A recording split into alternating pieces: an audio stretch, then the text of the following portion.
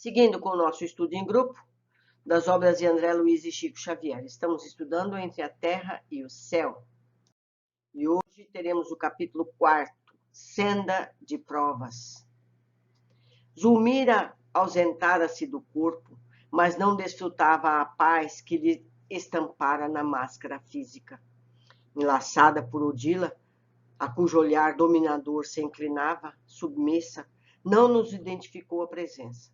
Com evidentes sinais de terror, ouvia as objurgatórias da rival, que a escusava exclamando: que fizeste ao meu filhinho? Assassina, assassina, pagarás muito caro a intromissão no lar, que é somente meu. Destroçarei tua vida. Não me furtarás o afeto de Amaro. Armarei o coração de Evelina contra ti. Não, não, respondia a vítima. Não matei, não fui eu quem matou. Hipócrita, acompanhei os teus pensamentos, teus desejos, teus votos. Zulmira desembaraçou-se, de inopino dos braços que a envolviam e correu para fora, seguida pela outra. Isso é durante o sono. Esclarecendo-nos bondoso, Clarencio observou. Quando a pobrezinha consegue sossegar o corpo, cai no pesadelo agitado. Acompanhemo-las. Dirigem-se à praia, onde ocorreu a morte do pequenino.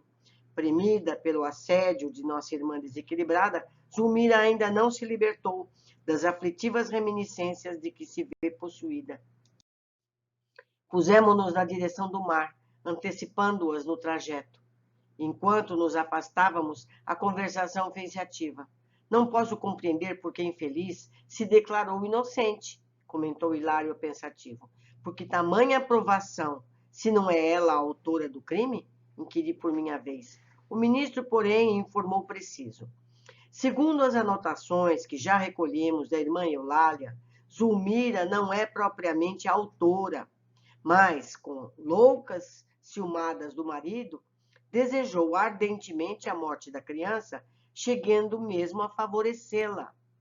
Observemos. Para não repetirmos esclarecimentos aos quais já nos reportamos, faremos ligeiro retrospecto, tão minudenciado quanto possível, examinando o problema aflitivo do casal. Depois de breve pausa, prosseguiu. Amaro experimentava imensa devoção afetiva pelo filhinho. Quando Júlio adoecia, desvelava-se à cabeceira do Petis com ilimitada ternura.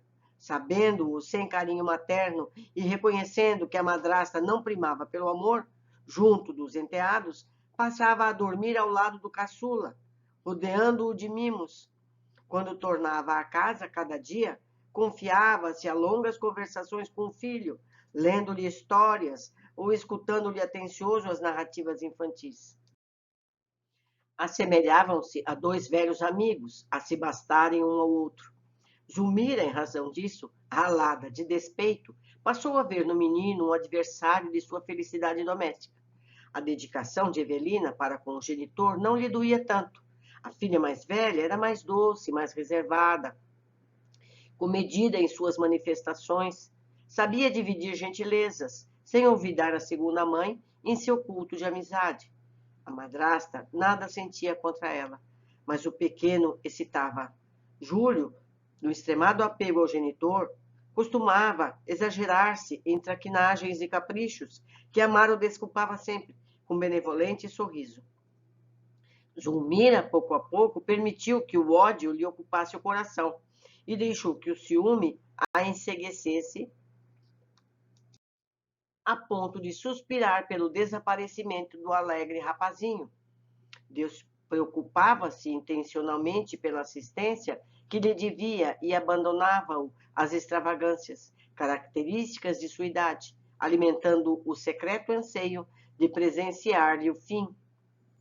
Chegava mesmo a estimular-lhe indébitas incursões na via pública, admitindo que algum veículo poderia trazer o que não tinha coragem de realizar com suas próprias mãos. Que terrível!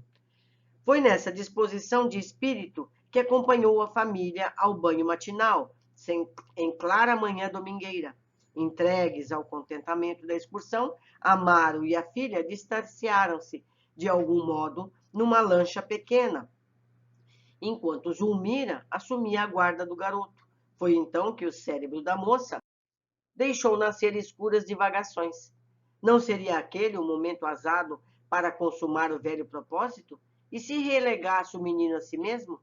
De certo, Júlio, em sua curiosidade infantil, não resistiria à atração para o seio das águas. Ninguém poderia culpá-la. Passou do projeto à ação e de pronto se afastou. Em vendo-a sós, o caçula de Amaro interessou-se mais vivamente pelas conchas multicores e a se multiplicarem na areia, perseguindo-as, encantado pelo mar adentro, até que uma onda veloz lhe chicoteou o corpo tenro, obrigando-o a mergulhar. A criança gritou, pedindo amparo. Realmente poderia ter retrocedido alguns passos, salvando-a, mas vencida pelos sinistros pensamentos que lhe dominavam a cabeça, esperou que o mar concluísse o horrível trabalho que não tivera coragem de executar. Quando notou que o enteado havia desaparecido, começou a clamar por socorro, de alma repentinamente dobrada pelo remorso, mas era tarde.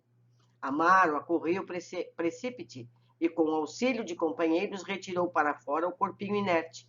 Torturado, chorou amargurosamente a perda do filhinho, recriminando a mulher.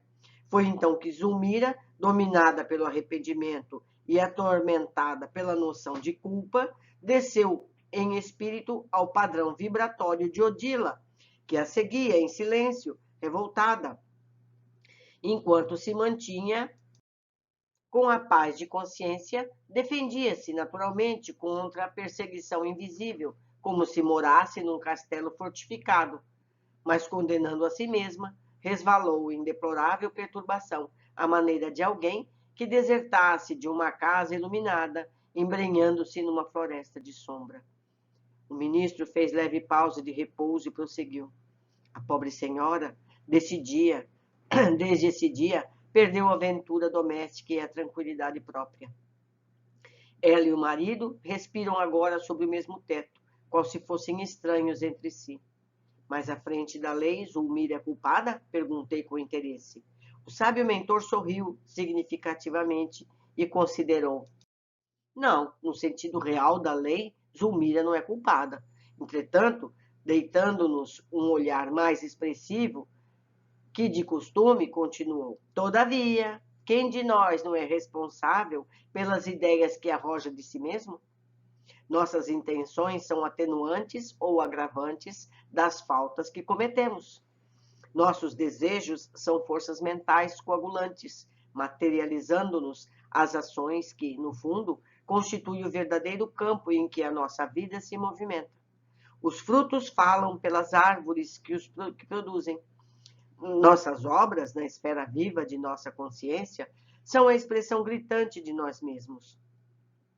A forma de nosso pensamento dá feição ao nosso destino. Hilário e eu ouvíamos, enlevados, sem pestanejar. Clarencio, no entanto, guardando a intuição clara do serviço imediato a fazer, para não delongar-se em digressões filosóficas, retomou o fio central do assunto, esclarecendo. Júlio trazia consigo a morte prematura no quadro de provações. Ele era um suicida reencarnado. A segunda esposa de Amaro, porém, sofre o resultado das infelizes deliberações que albergou no espírito. Padece o retorno das vibrações envenenadas que arremessou na direção do menino. Pelo ciúme, criou ao redor de si mesma um ambiente pestilencial, em que seus próprios pensamentos malignos conseguiram prosperar.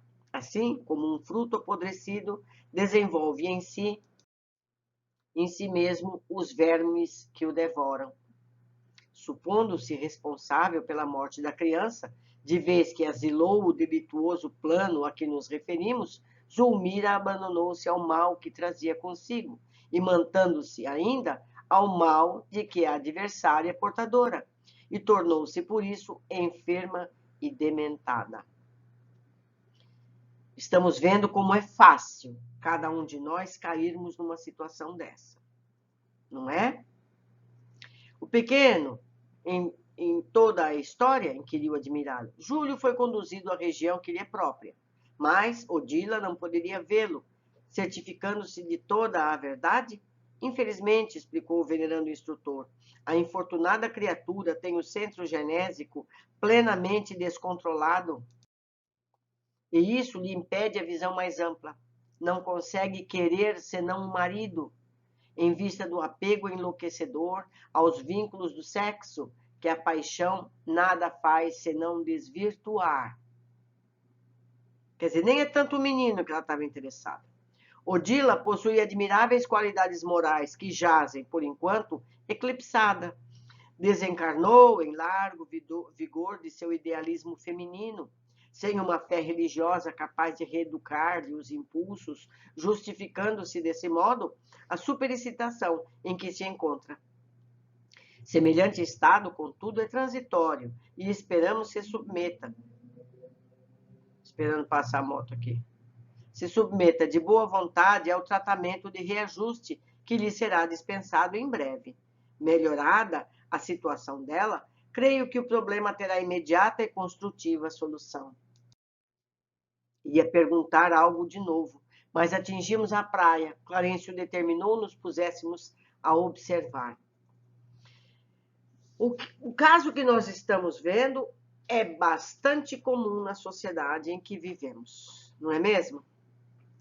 Analisemos. Vamos ver aqui as observações. Zulmira continua com seu drama de consciência, apesar de dizer a Odila que é inocente pela morte da criança, explica o orientador. O Zulmira não é propriamente a autora, mas com loucas, ciumadas do marido, desejou ardentemente a morte da criança, chegando mesmo a favorecê-la. Ela facilitou o fato. Ela se aproveitou de momento propício para que o garoto se aventurasse no mar, na esperança de que ele morresse. Triste, né? Vamos a outra observação. Quem de nós não é responsável pelas ideias que arroja de si mesmo? Nossas intenções são atenuantes ou agravantes das faltas que cometemos. Nossos desejos são forças mentais coagulantes, materializando-nos as ações que, no fundo, constituem o verdadeiro campo em que nossa vida se movimenta. Os frutos falam pelas árvores que os produzem. Nossas obras na esfera viva de nossa consciência são a expressão gritante de nós mesmos. A forma de nosso pensamento dá feição ao nosso destino. Precisamos ter muito cuidado com aquilo que nós desejamos. Somos responsáveis por tudo que pensamos, criamos e executamos. Mesmo na Igreja Católica há o pecar por pensamentos, não é? No Espiritismo, não nos referimos a pecados, mas a responsabilidades. Somos responsáveis pelas atitudes e pensamentos. Aí podemos nos perguntar, a espiritualidade não poderia ter salvo a criança? Não é? Júlio trazia consigo a morte prematura no quadro de provações. Ele era um suicida reencarnado. Temos aqui a resposta clara e objetiva. Não existem acidentes. Não existem inocentes. Tudo acontece segundo um plano gravado dentro de cada um de nós. Não podemos escapar disso. Nós podemos antecipar esses fatos ou distanciar no tempo esses fatos, prorrogar, adiar. Mas os fatos precisam acontecer de forma mais grave ou mais branda também, dependendo da vida que estivermos levando. E quanto à madrasta? Padece o retorno das vibrações envenenadas que arremessou na direção do menino. Pelo ciúme, criou ao redor de si mesma um ambiente pestilencial, em que os seus próprios pensamentos malignos conseguiram prosperar, assim como um fruto apodrecido desenvolve em si mesmo os vermes que o devoram.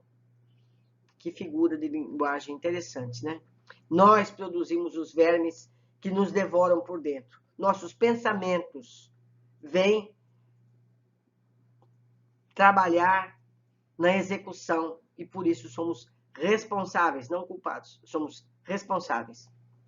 Perguntado sobre a possibilidade de Odila encontrar o filho e acalmar-se, temos como resposta: não consegue querer senão o marido, em vista do apego enlouquecedor aos vínculos do sexo, que a paixão nada faz senão desvirtuar.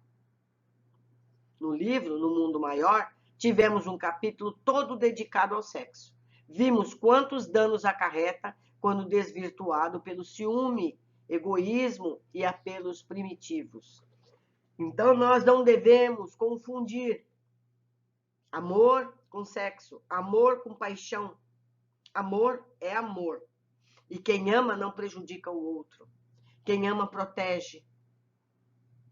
Isso precisa estar mais claro para os seres humanos. Mas a gente chega lá.